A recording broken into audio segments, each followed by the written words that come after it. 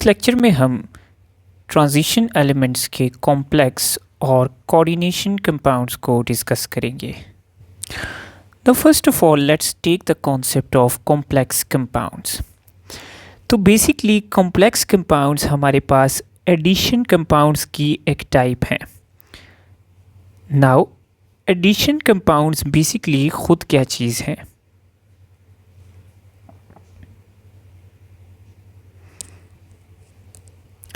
So sometime it happens that you add two already formed compounds, पहले के दो compounds for example compound A और compound B जो कि दोनों सेपरेट स्टेबल कंपाउंड्स हैं, इनको हम जब ऐड करते हैं तो ये एक नया कंपाउंड बना देते हैं। ऐसे कंपाउंड को कहते हैं एडिशन कंपाउंड्स, जो ऑलरेडी फॉर्म्ड कंपाउंड्स की एडिशन के बाद बनता है। नाउ एडिशन कंपाउंड्स की हमारे पास दो टाइप्स हैं। एक है डबल सॉल्ट और सेकंड टाइप है हमारे पास कॉम्प्लेक्स या coordination compound. Now let's see कि इन दोनों में क्या डिफरेंस है। Now what is double salt? Let's suppose कि मैंने KCl लिया और इसमें मैंने ऐड कर दिया MgCl2, तो ये दोनों ऐड होके एक एडिशन कंपाउंड बनाएंगे KCl.MgCl2। नाउ इसको मैं डबल सॉल्ट कहूँगा। वाई? अब अगर मैं इस एडिशन कंपाउंड को वाटर में डिज़ोल्व करता हूँ तो KCl इंडिपेंडेंटली बिहेव करेगा और MgCl2 इंडिपेंडेंटली बिहेव करेगा। KCl वाटर में जाके स्प्लिट होगा into K plus ion and Cl minus ion, and MgCl2 भी वाटर में स्प्लिट होगा into magnesium ion and chloride ion. तो हुआ क्या कि दो डिफरेंट कंपाउंड्स को ऐड करने से हमारे पास एक कंपाउंड बना, लेकिन उस कंपाउंड की आइडेंटिटी चेंज नहीं हुई। जब हम वाटर में डालेंगे इसको तो हमारे पास KCl, Mg और Cl के आयंस हमें मिलेंगे, जो ओरिजिनली हमारे पास जिन कंपाउंड से ये कंपाउंड बना है एडिशन कंपाउंड, उन्हीं के आयंस हैं। सो ऐसे कंपाउंड्स को हम कहते हैं double salts. Now let's see कि what are coordination compounds. Now suppose कि मैंने पोटाशियम साइनाइड लिया और इसमें मैंने आयरन साइनाइड को ऐड कर दिया। सो इन दोनों को ऐड करने से मेरे पास एक एडिशन कंपाउंड बना, जिसको मैं कुछ इस तरह लिखूंगा। नाउ ऐसे एडिशन कंपाउंड को हम कहते हैं कोऑर्डिनेशन कंपाउंड। नाउ अगर मैं इस कोऑर्डिनेशन कंपाउंड को वाटर में डिज़ोल्व करूंगा तो मुझे मिलेंगे पोटाशियम के आयंस, और उसके साथ मुझे आयरन और साइनाइड के आयंस अलग अलग मिलने की बजाय इनका एक कॉम्प्लेक्स आयन मिलेगा like this.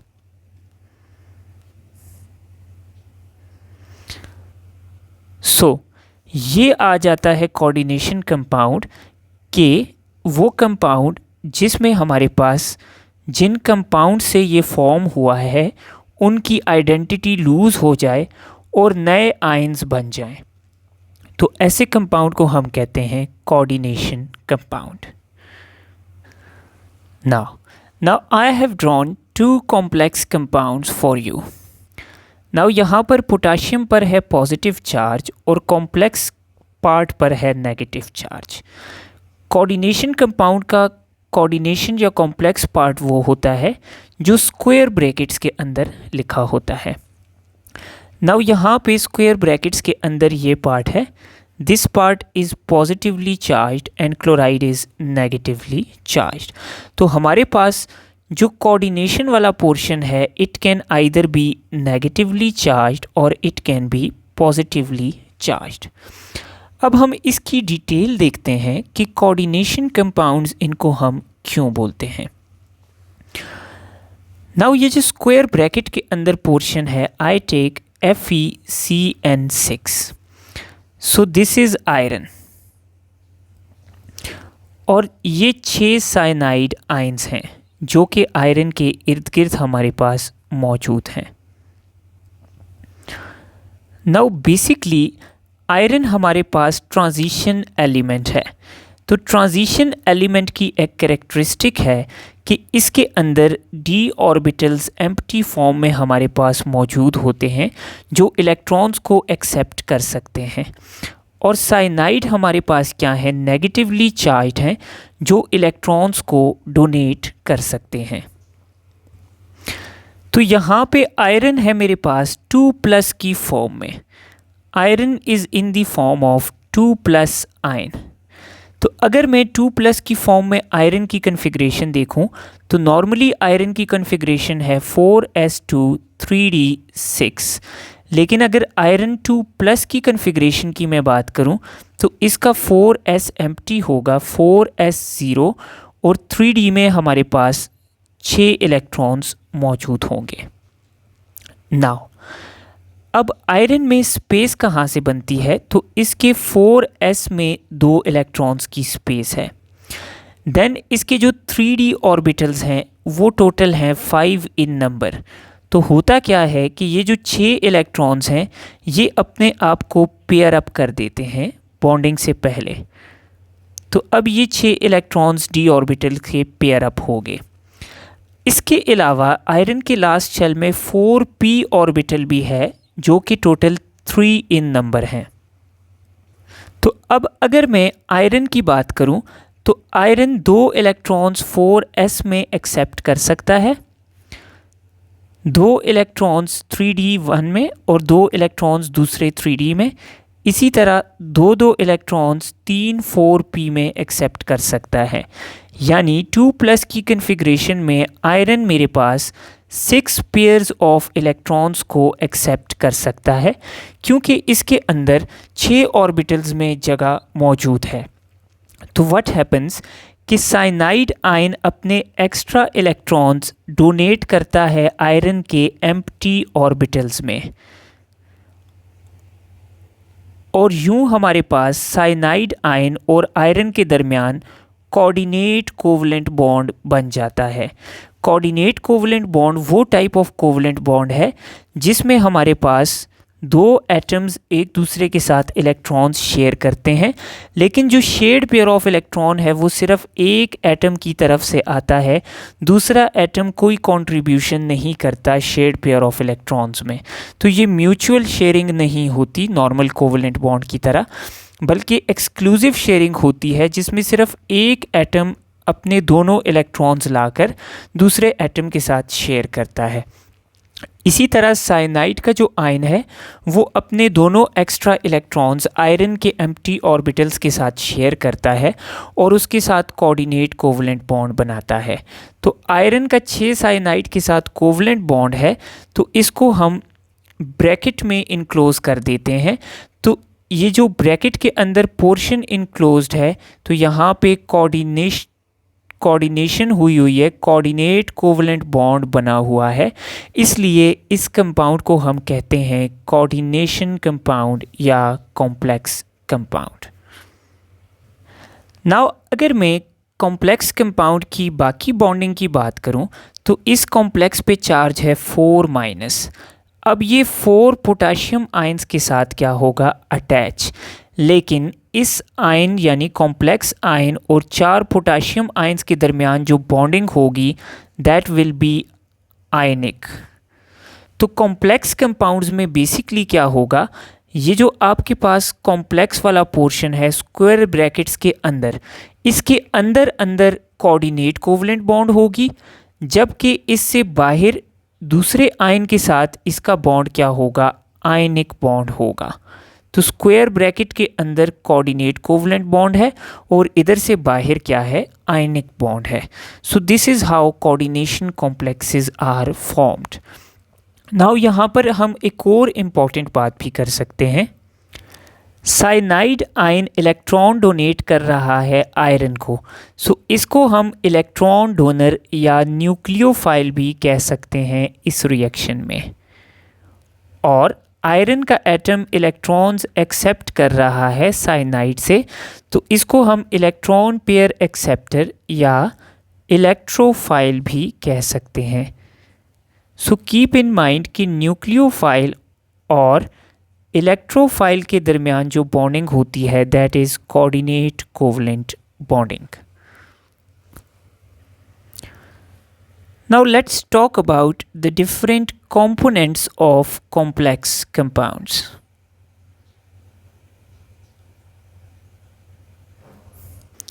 So the first component is central metal ion. ये वो central ion होता है जिसको आकर बाकी सारे जो substances हैं वो इलेक्ट्रॉन पेयर डोनेट करते हैं। जिस तरह K4FeCN6 में आयरन के एटम को 6 साइनाइड आकर इलेक्ट्रॉन्स डोनेट कर रहे हैं, सो इसमें iron is behaving as central metal ion. Sometimes central metal atom जो है वो न्यूट्रल भी हो सकता है। लाइक अगर मेरे पास कॉपर के साथ 4 अमोनिया अटैच हैं,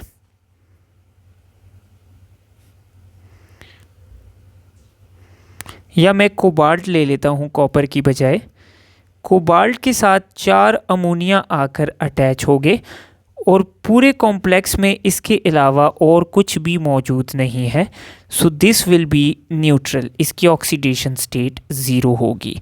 तो आपके पास ट्रांजिशन एलिमेंट का न्यूट्रल एटम या कोई भी आयन बिहेव कर सकता है ऐसा सेंट्रल मेटल एटम जिसके इर्द गिर्द डिफरेंट सब्सटेंसेस आकर अपने इलेक्ट्रॉन पेयर्स को डोनेट कर सकते हैं। Now second component of complex compound is a ligand. Ligand क्या होता है? लाइगेंड वो आयन या वो मॉलिक्यूल होता है like this is ion and this is a neutral molecule.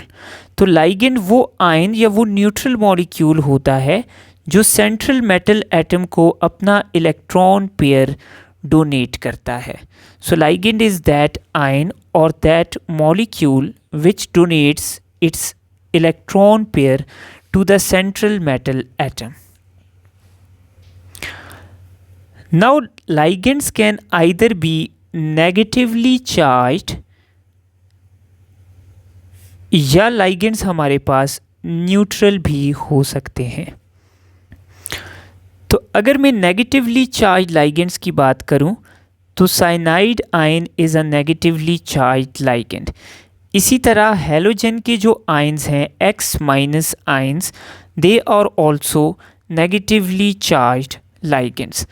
या nitronium ion is also nitro ion is also a negatively charged ligand. इसको हम नाइट्राइट आयन भी कहते हैं। नाउ न्यूट्रल लाइगेंड्स वो हैं जो न्यूट्रल मॉलिक्यूल्स हैं, लेकिन चूंकि ये इलेक्ट्रॉन पेयर डोनेट करते हैं सेंट्रल मेटल एटम को, तो न्यूट्रल लाइगेंड्स के पास लोन पेयर ऑफ इलेक्ट्रॉन का होना मस्ट है। जिस तरह मेरे पास अमोनिया का मॉलिक्यूल न्यूट्रल है लेकिन इसमें लोन पेयर मौजूद है, इसी तरह वाटर का मॉलिक्यूल न्यूट्रल है लेकिन इसमें लोन पेयर मौजूद हैं। इसी तरह कार्बन मोनोऑक्साइड का मॉलिक्यूल न्यूट्रल है लेकिन इस पे लोन पेयर मौजूद है। तो इस तरह के सब्सटेंसेस जो या तो नेगेटिवली चार्ज्ड हों या तो न्यूट्रल हों लेकिन उनके ऊपर लोन पेयर ऑफ इलेक्ट्रॉन मौजूद हो जो डोनेट कर सकता हो इलेक्ट्रॉन्स को, तो इनको हम लाइगेंड्स में इंक्लूड करते हैं। नाउ यहाँ पर एक और इम्पॉर्टेंट बात, यहाँ पे हमने जितने लाइगेंड्स देखे like cyanide ion, like X minus, like NH3 या वाटर की भी स्पेसिफिकली एग्जाम्पल लूँ, वाटर के पास 2 लोन पेयर्स हैं लेकिन डोनेटेबल सिर्फ एक है। तो ये जितने भी हमने लाइगेंड्स देखे हैं ये सिर्फ सेंट्रल मेटल एटम को एक लोन पेयर यानी एक इलेक्ट्रॉन पेयर डोनेट करते हैं। वाटर के पास 2 लोन पेयर्स हैं लेकिन डोनेट ये एक ही करता है। तो वो लाइगेंड्स जो सेंट्रल मेटल एटम को सिर्फ एक इलेक्ट्रॉन पेयर डोनेट करते हैं उनको हम कहते हैं मोनोडेंटेट लाइगेंड्स। नाउ मोनोडेंटेट के अलावा कुछ लाइगेंड्स ऐसे भी हैं जो 2 या 2 से ज़्यादा electron pairs central metal atom को डोनेट कर सकते हैं। फॉर एग्जांपल मैं बात करूं ऑक्जिलेट आयन की। So this is oxalate ion. तो ऑक्जिलेट आयन में 2 नेगेटिवली चार्ज ऑक्सीजन्स हैं, तो ये सेंट्रल मेटल एटम को 2 इलेक्ट्रॉन पेयर्स डोनेट कर सकता है। इसी तरह if I talk about ethylene diamine, तो इथाइलिन डायअमाइन में मेरे पास 2 नाइट्रोजन के एटम्स हैं जिन पे लोन पेयर्स मौजूद हैं, तो ये भी 2 इलेक्ट्रॉन्स डोनेट कर सकता है। तो ऐसे लाइगेंड्स को हम कहते हैं बाइडेंटेट लाइगेंड्स। इसी तरह जो लाइगेंड्स 3 इलेक्ट्रॉन पेयर्स डोनेट करते हैं they are tridentate, tetradentate, even हमारे पास हेक्साडेंटेट लाइगेंड्स भी होते हैं।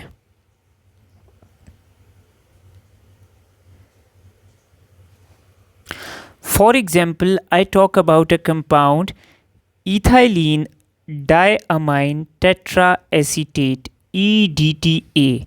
तो इसमें 2 नाइट्रोजन पे लोन पेयर्स हैं 1 एंड 2, तो 2 लोन पेयर्स ये यहाँ से डोनेट करता है। देन 4 एसीटेट ग्रुप्स हैं, तो चारों में से एक एक लोन पेयर ऑक्सीजन के ऊपर से ये डोनेट कर सकता है। So this is example of a hexadentate ligand. Now the third important concept is coordination number. Now coordination number क्या है? Coordination number is the number of ligands bonded to central metal atom. Now K4FeCN6 में iron के साथ total 6 ligands bound हैं, तो इसका coordination number आ जाएगा 6। इसी तरह इस कंपाउंड में कॉपर के साथ 4 डिफरेंट लाइगेंड्स बाउंड हैं, तो हमारे पास इसका कोऑर्डिनेशन नंबर आ जाएगा 4। नाउ कीप इन माइंड कि एक सेंट्रल मेटल एटम के साथ एक से ज़्यादा डिफरेंट टाइप के लाइगेंड्स भी बाइंड हो सकते हैं। लाइक यहाँ पर कॉपर के साथ कार्बन मोनोऑक्साइड भी बाउंड है और अमोनिया भी बाउंड है। Now what is a coordination sphere? So पूरे कॉम्प्लेक्स कंपाउंड का वो पोर्शन जिसके अंदर कोऑर्डिनेशन हुई होगी उस पोर्शन को हम कहते हैं कोऑर्डिनेशन स्फीयर। अगर मैं इसको फुल ड्रॉ करूं तो इस पूरे कोऑर्डिनेशन कंपाउंड में यहाँ पर कोऑर्डिनेशन हुई है, बाकी बॉन्डिंग आयनिक है, सो इस पोर्शन को मैं कहूँगा कोऑर्डिनेशन स्फीयर।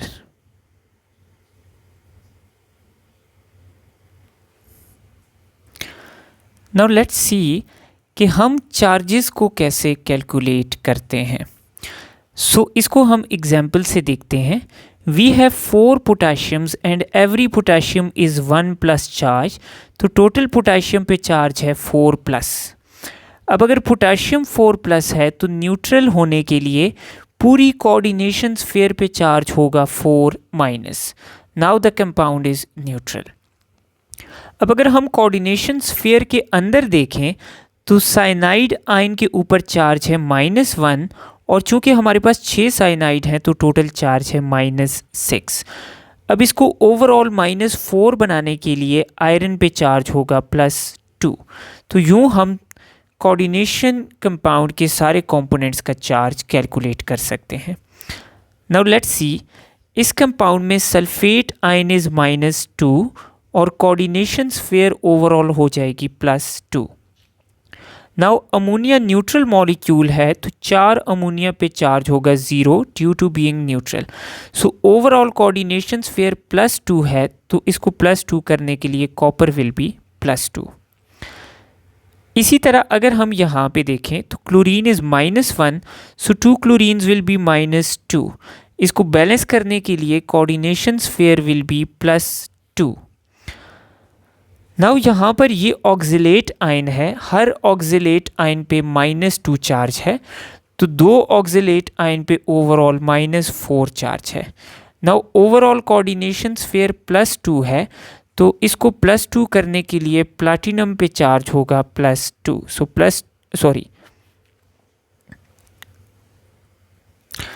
+6 हम यहाँ पर लिख लेते हैं। Although this is one of the wrong examples, but this is just for practice.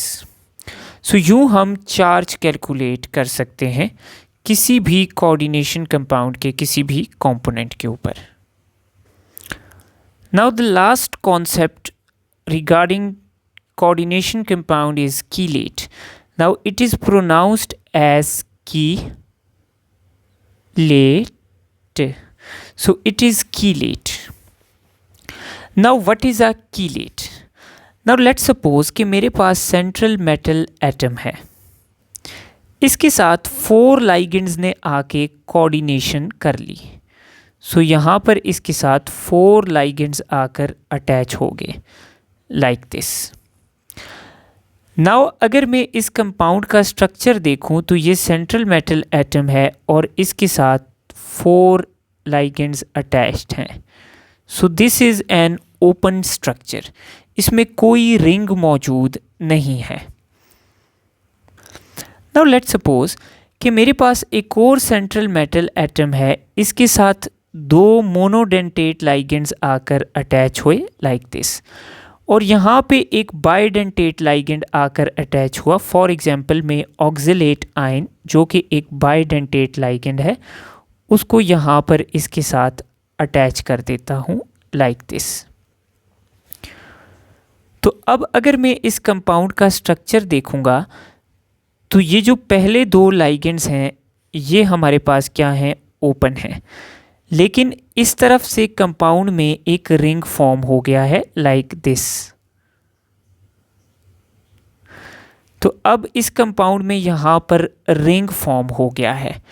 सो ऐसे कोऑर्डिनेशन कंपाउंड्स जिनमें बाइडेंटेट या उसके ऊपर वाले यानी ट्राई टेट्राहेक्सा यानी पॉलीडेंटेट हम कहते हैं इन सबको, तो जिसमें पॉलीडेंटेट लाइगेंड के आने की वजह से कंपाउंड के अंदर रिंग फॉर्म हो जाए, ऐसे कंपाउंड को हम कहते हैं कीलेट।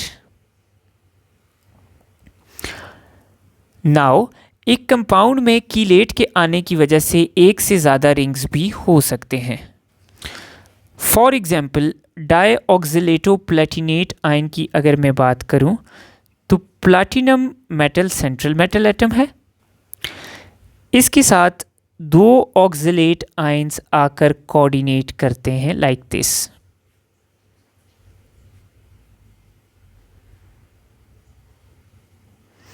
ये एक तरफ से,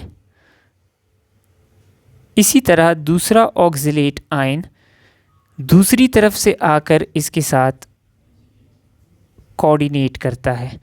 तो नाउ अगर इस कंपाउंड को हम देखें तो इस कंपाउंड में हमारे पास 2 रिंग्स फॉर्म हो गए हैं।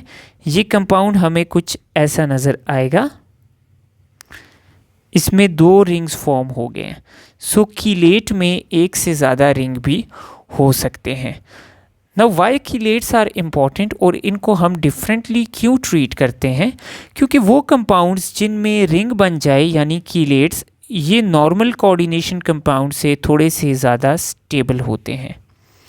So this is all about complex and coordination compounds, and here we end our chapter of D and F block transition elements. Thank you.